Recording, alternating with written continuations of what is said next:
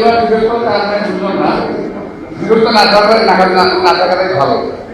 একসঙ্গে করে ফেলেন আগামীতে যে কোনো সময় আমাদের সাহায্য সহযোগিতা আমরা করবো। একটি কথা বলে যাই, বারবার বলি, এখনো বলি, বাংলাদেশে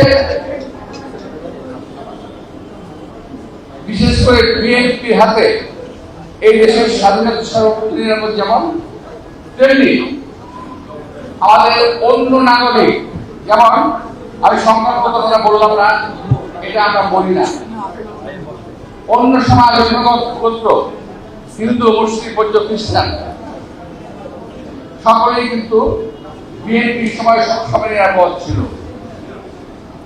আপনারা যারা বাংলাদেশে এখনো আছেন আমার হিন্দু ভাইদের, আপনারা একটু হিসাব করে দেখবেন যে আপনাদের আত্মীয় যারা ভারত চলে গেছে তারা কখন গেছে, কিভাবে গেছে, একটু হিসাব করে দেখবেন।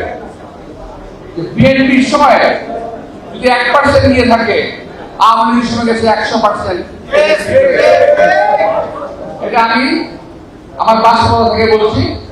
আমি এই এলাকার সন্তান, আমার চেয়ে ভালো কেউ জানে না, কেউ ভুলতেও জানে না, ভুলতেও না।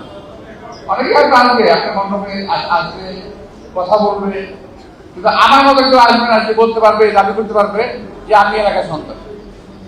সেই হিসেবে যাদেরকে চিনতাম, জানতাম, আমার কিন্তু সব আমার সমবয়সী যারা ছিল তারা অনেকেই নাই।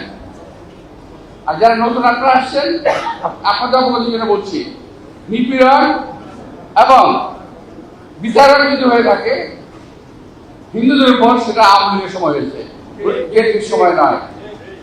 আমাকে কেউ যদি একটা প্রমাণ দেখাতে পারেন বিচ্ছিন্নতার একটি ঘটনা ছাড়া, তাহলে আমি আপনারা যা করবেন আমি তাই করব।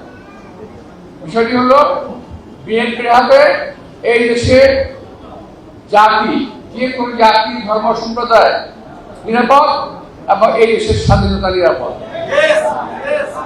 আপনাদের সবাইকে আমার ওই স্বাধীনতা শুভেচ্ছা জানিয়ে আমার প্রশ্ন করছি। সবাইকে শুভেচ্ছা। আল্লাহ হাফেজ।